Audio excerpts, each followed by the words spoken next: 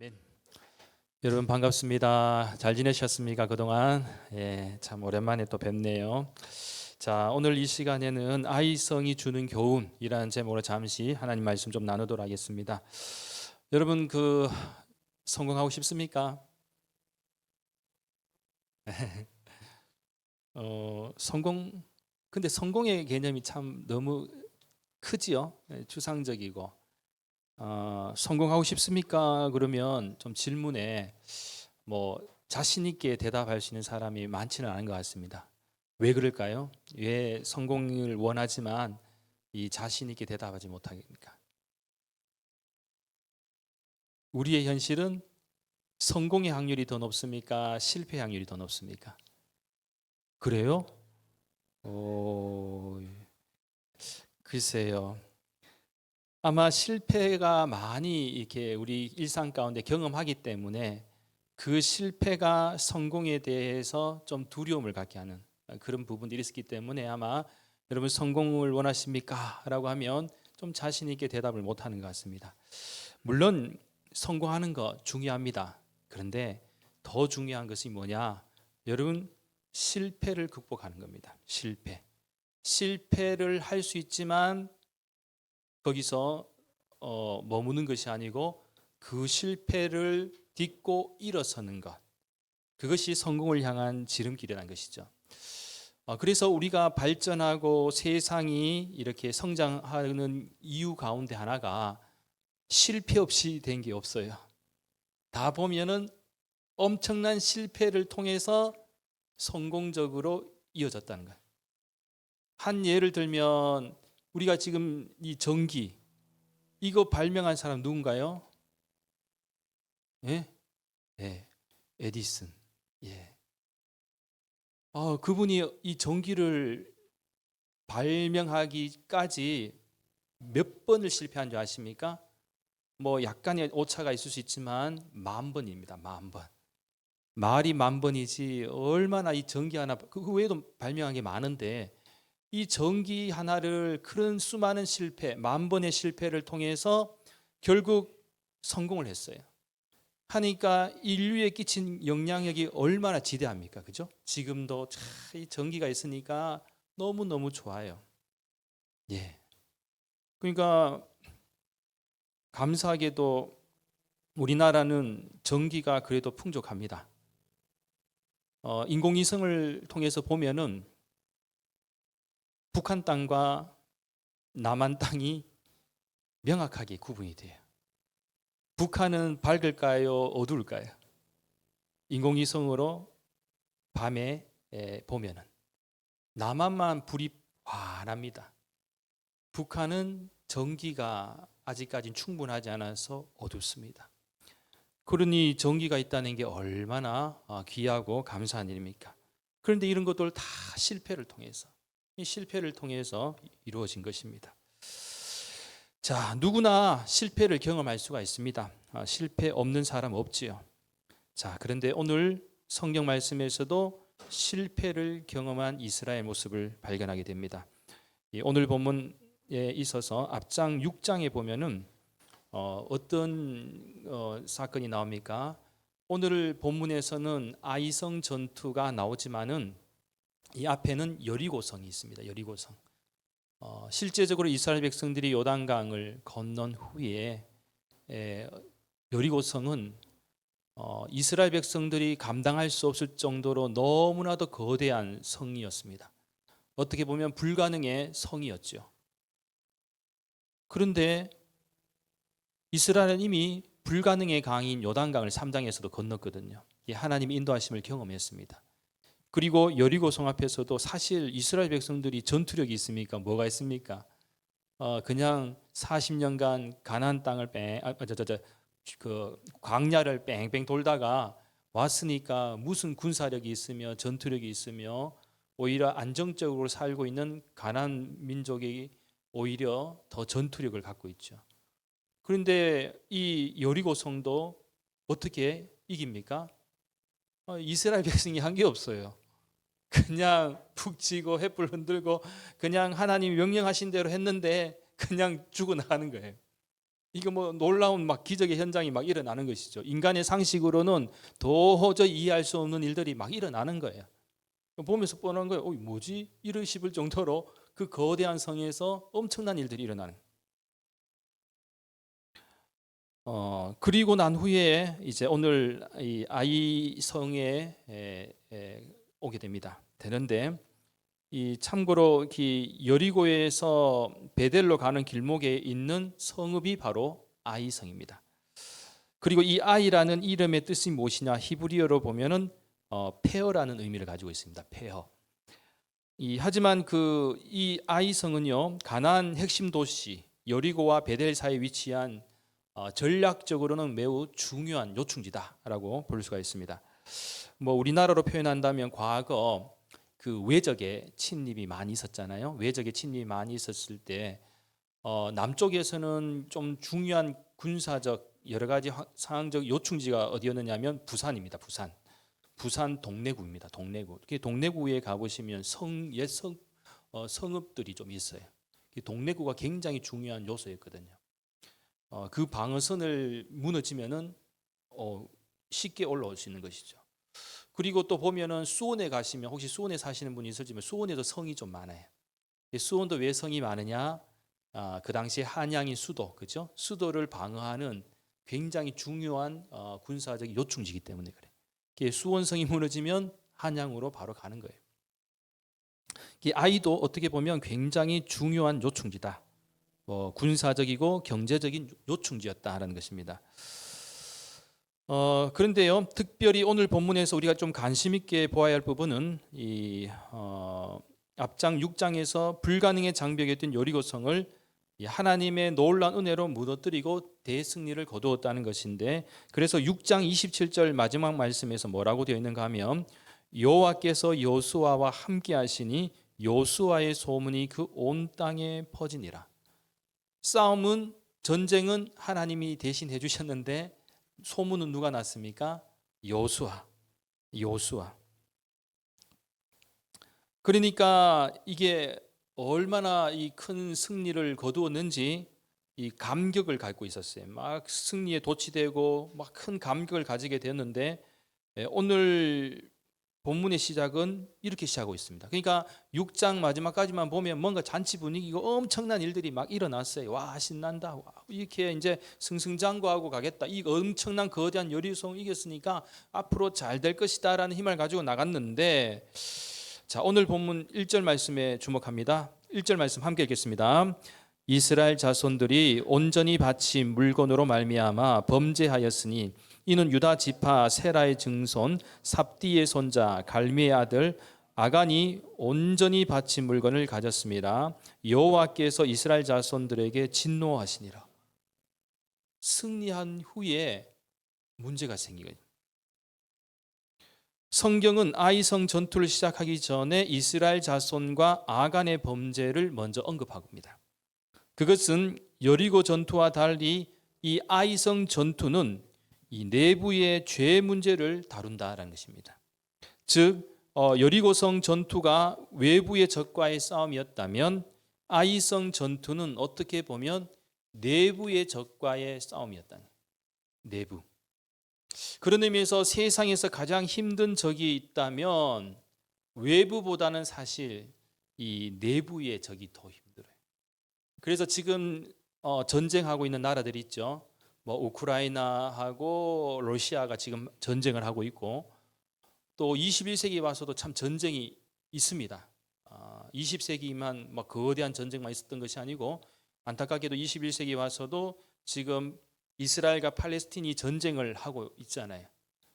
그런데 사실은 이 전쟁은 그냥 힘겨루기 하다가 누군가는 이기게 돼 있습니다. 물론 뭐 이 전쟁이 쉽게 끝날 수도 있고 뭐 오래 갈 수도 있겠지만, 전쟁 중에서도 가장 힘든 게 외부 전쟁보다는 사실은 내부 전쟁이에요. 그래서 지금도 아프리카라든지 제3세계 국가 뭐 보면은 내전이 있는 나라 있거든. 아프리카 같은 경우에도 뭐 내전 하는 나라가요 진짜 고달프고 힘듭니다. 그래요. 사실 우리도 보이지 않는 전쟁을 하고 있는 거예요. 막 땅덩어리도 쪼맨한데 서로 그죠? 막 지역주의로 막 불신하고 있고 또 갈등하고 있고 막 그렇게 하고 있어요. 이게 시발점이에요. 이런 것이 나중에는 큰 갈등이 될 수 있는 것이죠. 그러니까 아프리카나 제3세계 국가들 가운데도 이 내전이 많이 일어나는, 중동 지역도 마찬가지지만 이런 내전이 사실은 더 무섭다. 자, 그런데 또 내부보다 더 큰 적이 있어요. 내부보다 더 큰 적이 누구냐면 바로 나 자신이 가장 큰 적이다. 세상에서 가장 이기기 힘든 적은 아이러니하게도 누구냐? 바로 나 자신이다. 여러분 자신 스스로 좀 이길 때가 많습니까? 잘 이기는 것 같아요? 힘들죠.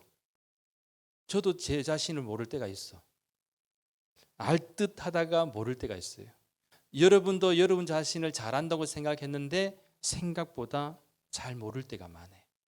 내가 보는 나, 타인이 보는 나, 하나님이 보시는 나가 다를 수가 있는 것이죠. 굉장히 쉽지 않습니다. 자, 그래서 성경은 아간의 범죄에 대해서 언급하죠. 아간이 온전히 바친 물건을 가지게 되었다는 것. 사실은 하나님께 바친 것인데 하나님은 전쟁을 해서 승리했을 때는 전리품을 가지라고 할 때도 있습니다. 그런데 가지지 말라 할 때는 가지지 말라고 하는 분명한 이유와 목적이 있거든요. 그런데 만약에 가지지 말라 했는데 인간의 욕심과 탐욕으로 인해서 가지게 되면 이거 하나님이 싫어하시죠. 예, 하지 마라 하면 안 하는 게 맞잖아요, 그렇죠? 예. 자, 그런데 이 아간으로 인해서 이제 내부의 문제가 생깁니다. 그러니까 문제는 한 사람이 잘못했지만 이스라엘 공동체의 특징이 있어요. 하나님은 한 사람이 죄를 범했다 하더라도 공동체에게 책임을 묻습니다. 나는 안 했어요. 넌 괜찮아요. 아니란 것이죠. 니는 옆에서 죄질 동안 니는 가만히 있었노 그래 같이 맞아. 이걸 보면은 좋은 공동체가 되기 위해서는 참 중요한 믿음의 방향이 있어요. 나만 하나님 앞에 바로 서면 된다라고 생각하고 개인주의 신앙만을 가지고 있는 것은 금물이란 거예요. 혹시 내 옆에 사람이 신앙적으로 좀 온전하게 서 있지 못하면 권면도 해주고 사랑의 마음으로 손을 잡아주고 당겨주고 해야 된다는 거예요. 틀림없이 잘못된 길을 걸어가고 있는데 내가 하는 것이 아닙니다. 저는 괜찮아요. 저는 하나님 앞에 정직합니다. 부끄럼 없습니다. 그런데 같은 공동체 안에 누군가가 이렇게 쓰러지고 넘어지고 잘못되어 있다. 그러면 여러분 그 죄라는 것은 단순하지가 않습니다. 그래서 제가 오늘 이 시간에 간단하게 세 가지 관점에서 말씀을 드릴 텐데 아이성 전투를 통해서 우리가 배울 수 있는 교훈이 있는데 뭐냐? 첫째가 죄의 영향력입니다. 죄의 영향력. 이스라엘 백성이 여리고성을 함락시키고 정복할 수 있었던 이유는 하나님의 말씀대로 순종했기 때문에 가능을 했죠.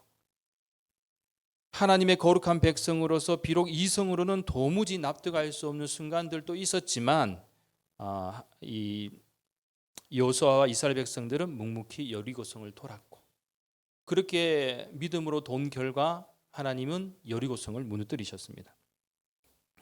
그런데 승리한 후가 더 중요했어요. 승리한 후에도 하지 마라 그러면 하지 말아야 될 텐데 인간 내면 속에 있는 욕심과 탐욕을 하나님의 말씀에 순종하고 다 내려놓았어야 되는데 이스라엘 백성들 가운데 이 아간이라는 사람이 결국은 이것을 넘지 못했죠. 그리고 하나님의 물건에 손을 댄 것입니다. 사실 죄를 짓지 않을 수 있었으면 참 좋을 텐데 죄는 순식간에 우리의 마음을 흔들어 버립니다. 그래서 이 죄라는 것도 점점성이 있어요. 그래서 지금 두 사람이 사탄마귀의 유혹에 빠져서 지금 졸고 있는데 이 시간에도 죄가 아니고 잠도 점점이 됩니다. 잠이 점점 돼요. 예. 두 사람이 지금 졸고 있어요. 예. 잠도 점점 된다는 거. 그러니까 지금 정신 번쩍 들지요. 예. 제가 이런 얘기 잘 안 하는데 그래도 오늘은 조금 잘 들으라는 의미에서 얘기했습니다. 한 사람의 문제가 아니라 만일 방치하면 개인의 죄를 넘어서 이 공동체 전체에 그 영향력을 줄 수 있다는 것이죠. 요즘 우리 사회가 심각하죠. 여러분 심각성을 느낍니까? 어떤 심각성을 느낍니까? 물론 이제 여러분은 지금 아직 사회에 자리도 잡아야 되고 공부도 해야 되고 취업도 해야 되고 앞으로 결혼도 해야 되고 막 할 거 많잖아요. 그런 고민 당연히 할 수 있습니다. 지극히 정상적인 것이죠. 그런데 여러분 우리 사회도 차근차근히 한번 보세요. 지금 전에도 제가 말씀드렸지만 지금 마약이라는 것이 이제 우리는 청정 지역이 아니다 얘기했죠. 미국이나 지금 다른 뭡니까 남미 쪽이나 이런 데 가보면요. 저는 TV에서 봤습니다만은 제가 있을 때는 그렇게까지는 매스컴에 안 다뤘는데 이 살아있는 좀비, 그죠? 좀비 돼갖고 캘리포니아 쪽에 이렇게 돼 있는 사람들 있죠. 이게 다 마약이죠, 마약. 지금 우리나라도 지금 경남 시골 어촌 마을에도 지금 마약 거래하다 걸렸어요. 그리고 강남의 초등학생들한테도 마약을 음료수에 넣어서 막 하면서 그냥 마셔도 그냥 가는 거예요. 한번 먹으면 그냥 중독이 되는 것이죠. 마약이 정말 무섭습니다. 그런데 안타깝게도 또 최근 들어서는 이제 유명한 배우도 있었지 않습니까? 또 여러분 좋아하시죠? 지드래곤. 좀 봐야 되겠습니다만 아직 확실한 거는 모릅니다만 정황상 봤을 때는 마약을 할 확률이 굉장히 높다는 것이죠. 마지막까지 어떻게 결과를 봐야 되겠습니다만 아무튼 더 이상 안전하지가 않다는 것이죠. 이 마약을요 지금 안 잡으면 우리도 저 미국이나 다른 나라 꼴이 납니다. 되게 무서워요. 그리고 어느 정도 무서우냐? 지금 건국대학교, 경희대학교에서도 마약 거래한 그 소식 들었죠?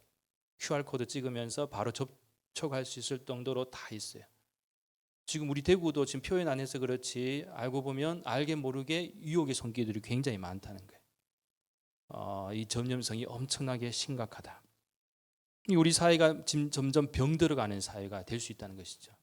그래서 여러분만 단순히 나만 잘 살고 성공하면 된다라고 생각하는 우리 사회는 희망이 없어요. 공동체가 건강해야지 우리 사회도 건강할 수 있고 건강한 사회 속에서 건강한 사람들이 나온다는 거예요. 내만 잘 피해 다니면 되겠지. 절대 그런 거 없습니다. 죽으면 같이 죽는 거예요. 위험합니다.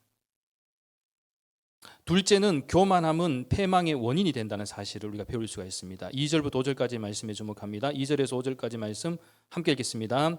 여호수아가 여리고에서 사람을 베델 동쪽 베다웬 곁에 있는 아이로 보내며 그들에게 말하여 이르되 올라가서 그 땅을 정탐하라 하매 그 사람들이 올라가서 아이를 정탐하고 여호수아에게로 돌아와 그에게 이르되 백성을 다 올라가게 하지 말고 2-3천 명만 올라가서 아이를 치게 하소서. 그들은 소수이니 모든 백성을 그리로 보내어 수고롭게 하지 마소서 하므로 백성 중 3천 명쯤 그리로 올라갔다가 아이 사람 앞에서 도망하니 아이 사람이 그들을 36명쯤 쳐 죽이고 성문 앞에서부터 스바림까지 쫓아가 내려가는 비탈에서 쳤으므로 백성의 마음이 녹아 물같이 된지라. 아멘.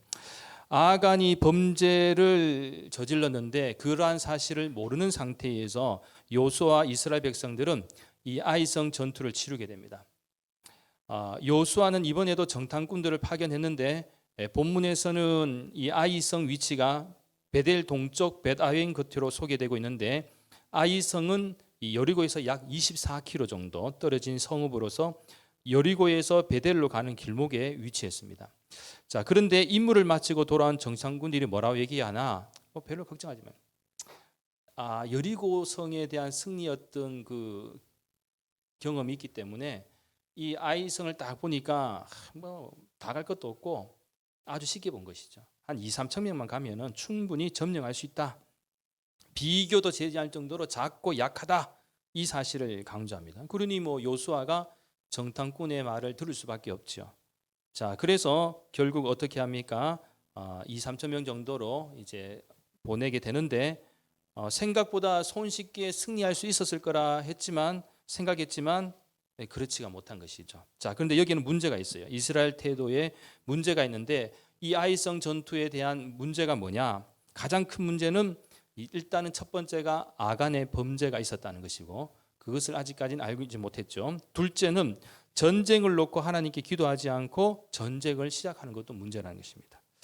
어쩌면 이 부분에서 여리고에서 승리한 경험이 있는 이스라엘 백성들은 순간 교만한 마음이 그들을 사로잡고 있었다는 사실입니다. 그렇게 우리가 여기서 깨달을 사실은 정말 큰 문제 앞에서만 우리가 하나님께 기도하고 또 응답을 바라는 것이 아니라 좋을 때든 작은 일이든지 간에 매 순간 우리는 하나님께 기도하고 하나님의 은혜를 구해야 된다라는 것입니다. 결국 온 백성이 참전하지 않고 일부만 이 아이성 군대와 싸우다가 36명이 죽었고 또 나머지는 도망을 쳤습니다. 한마디로 완전한 패배를 당했다는 것입니다. 그래서 5절 말씀의 마지막 부분에 보면 뭐라고 설명하고 있습니까? 백성의 마음이 녹아 물같이 된지라. 이 표현은 마치 간담을 서늘하게 한다라든지 어떤 때에 큰 충격을 받을 때의 모습을 표현합니다만 좀 더 가까운 표현으로는 어떤 두려움이나 공포를 느끼거나 이 절망을 느끼는 마음 상태를 볼 수가 있습니다. 이는 마치 이제 조지 폭력배들이 싸우는 모습을 볼 때 이 칼 들고 막 도끼 들고 그죠? 사람을 쫓아갈 때 쫓김을 당하는 사람이 막 그런 마음이 아닐까 하는 생각이 들 수가 있습니다. 여러분 혹시 그 개한테 쫓겨본 적이 있습니까? 개. 있다는 분도 있네요. 저도 중학교 때 동네 그 도사견이 한 마리가 있었는데 무섭게 생긴 도사견 크거든요. 잡종이잖아요. 예. 갑자기 줄이 풀려갖고 막 쫓아오는데 저는 죽는 줄 알았습니다. 그 당시에 제가 몸도 날씬하고 그 다음에 운동신경이 좀 발달해서 그렇지 그때 잡혔다면 그 도사견한테 잡혔다면 저는 정말 주님 만나러 갔을 겁니다. 그런데 지금 생각하면 그때 그 두려움과 공포를 생각하면 막 지금도 아찔해요. 와, 도사견 정말 무서워요. 막 침 질질 흘리면서 쫓아오는데 장난이 아닙니다. 그러니 이스라엘 백성들 같은 경우에도 전쟁에서 패하고 쫓김을 당한 것이 얼마나 두렵고 아찔했겠습니까? 칼 들고 그죠? 죽이겠다고 막 쫓아오는데 전쟁에서 패했지. 승리했을 때 쫓아갈 때 기분이 좋아. 그죠? 와, 죽이러 막 패는 재미가 있잖아요. 그죠? 그런데 쫓길 때는 반대로 죽습니다. 미친 듯이 뛰어야 돼. 막 도망 못 가면은 그냥 가는 거예요. 그러니 그 상황 생각하면 환장합니다. 환장해. 자, 그런 의미에서 전쟁에서 승리는 어떤 무기와 군사력이 있지 않음을 깨닫게 됩니다. 마찬가지 오늘 살아간 우리의 모습 가운데 승리하는 삶이란 무엇일까라고 할 때 단순히 우리 자신의 능력이나 소유물이 많고 적음의 문제가 아니라 성경은 늘 우리에게 무엇을 말하고 있는가? 승리의 근원은 하나님으로부터 비롯된다라는 사실을 잊지 말라는 거예요. 하나님을 벗어나서 너 마음대로 하면 실패할 수 있다는 것을 얘기하는 것이죠. 자, 마지막으로 아이성 전투를 통해서 우리가 배울 수 있는 교훈은 실패했을 때 하나님께로 나아가야 된다는 사실입니다. 이 부분은 6절부터 11절까지 말씀 우리가 볼 수가 있는데 시간 관계상 다 읽지는 않고요. 제가 중요한 부분 6절 말씀을 좀 보시면은 6절 말씀에 보면 요수아가 옷을 찢죠. 그리고 이스라엘 장로들과 함께 여호와의 궤 앞에서 땅에 엎드려 머리에 티끌을 뒤집어 쓰고 저물도록 있었다라고 얘기합니다. 자, 이 실패는요 엄청나게 큰 충격을 받아요. 여리고 성에서는 그 거대한 성을 쉽게 이겼는데 아이성은 조그맣고 뭐 얕잡아 봤는데 너무나도 순식간에 패배해 버린 것이죠. 그러니 뭐 여호수아가 할 수 있는 게 무엇입니까? 옷을 찢으면서 울부짖을 수밖에 없다는 것. 그리고 이스라엘 장로들과 함께 여호와 앞에서 엎드리는 것밖에 없다는 것입니다. 참고로 이 경기에 나선 선수가 불안하고 초조함을 보일 때가 있습니다. 그럴 때는 아마 충분히 연습하고 훈련하지 않았기 때문일 수도 있습니다. 연습이 부족하면 여러분 불안해집니까? 불안해지지 않습니까? 부족하면 항상 불안해져요. 물론 부족하지 않았다고 할지라도 큰 경기일수록 긴장감은 이루 말할 수 없겠죠. 시험도 그렇지 않습니까? 여러분 공부를 열심히 하지 못하면 시험지 앞에서 불안해집니까? 안 불안해집니까? 공부를 열심히 하면 불안해지죠. 한글인데도 막 영어로 보이고 심지어는 외계어로 보일 정도로 불안 증세가 막 일어날 수가 있습니다. 충분하지 않아요. 그러니까 곧 연습은 자신감이고 자신감은 실력으로 이어집니다. 어떤 분야이든 자기가 하는 일을 스스로 최선을 다해 충분히 연습하고 훈련하면 마음속에 자신감이 생기지 않습니까? 그래서 마음속에 나만의 믿음이 생깁니다. 그런데 문제는 나 자신이 스스로 최선을 다했는데 만약에 주변에서 부정적인 말을 해준다면 나만의 믿음이 더 커질 수가 없다는 거예요. 열심히 했음에도 불구하고 만약에 부정적인 얘기를 한다. 그래서 좋은 공동체의 특징은요, 따뜻한 위로와 칭찬과 격려가 필요합니다. 승승장구할 때보다 실패했을 때, 넘어졌을 때, 그리고 쓰러졌을 때, 어떤 문제 앞에 절망감에 빠졌을 때에 이렇게 한번 칭찬해 보세요. 아니야, 너는 잘 될 것이니 걱정하지 말고 최선을 다하자. 또 반드시 이길 수 있어. 하여튼 이렇게 칭찬해 주는 것이 굉장히 중요합니다. 왜 그러냐면 오늘 10절 말씀에 보면 하나님께서 요수아에게 그렇게 말씀하시거든요. 여호와께서 요수아에게 이르시되 일어나라, 어찌하여 내가 이렇게 엎드렸느냐? 네가 왜 엎드렸느냐? 너무 힘들어하고 슬퍼하는 요수아에게 하나님은 일어나라, 어찌하여 네가 엎드렸느냐라고 말씀하죠. 그러면서 요수아에게 말씀합니다. 내가 왜 그렇게 됐는지를 이제 말씀하죠. 그래, 너 기도 들었고 문제가 뭔지 아니? 바로 그 문제는 이제 너 이스라엘 공동체가 있는데 누군가 죄를 지었다. 내 명령에 불순종하고 죄를 지었다. 그때 요수아가 알게 되는 거예요. 그렇습니까? 죄가 있었던 건가요? 그러면서 이 하나님 앞에 다시 한 번 더 그들이 무엇이 문제였던지를 발견하게 됩니다. 그래서 요수아가 여기서 잘한 것이 무엇입니까? 그것은 실패와 문제 앞에서 하나님께 나아갔다는 것. 이것이 굉장히 중요합니다. 그래서 우리가 좀 기억해야 될 것은 모든 일에는 다 원인이 있습니다. 그리고 어떤 실패나 문제 앞에서도 원인이 있습니다. 하지만 실패가 왔을 때, 어떤 문제 앞에 직면했을 때, 그때가 중요하다. 그때 우리의 믿음을 하나님께 보여주십시오. 맨 먼저 하나님께 엎드려야 됩니다. 엎드려, 주님 앞에 엎드려서 하나님의 은혜와 긍휼, 자비하심을 구하는 거죠. 하나님 앞에서 엎드려야 되지, 하나님을 벗어나서 방황하는 인생은 의미가 없다는 거예요. 나약한 인간인 우리들이 할 수 있는 최선의 방법입니다. 하나님께 엎드릴 때 그것이 죄의 영향력인지 교만함이 원인인지 하나님께서 말씀해 주신다는 거죠. 바로 우리 대구 난강교회 본 318 청년들은 매 순간 어떤 실패와 문제 앞에 직면했을 때 두려워하지 마시고 절망하지 마시고 또 부정적인 마음으로 모든 것을 포기하지 마시고 결국 성공이라는 것은 실패를 딛고 일어서는 것이기에 여러분, 이 하나가 모든 것이 내 삶의 인생을 좌지우지하지는 않습니다. 그러니까 언제든지 시련과 시험이 올 때는 요수아처럼 하나님께 믿음으로 하나님의 앞에 나아가 엎드려 은혜와 자비를 구할 때 하나님은 반드시 여러분이 다시 일어날 수 있고 잘 감당할 수 있는 힘과 용기를 허락하여 줄 줄 믿습니다. 저는 이러한 은혜와 축복이 여러분에게 있기를 예수님의 이름으로 간절히 축원합니다. 기도드리겠습니다. 거룩하신 하나님,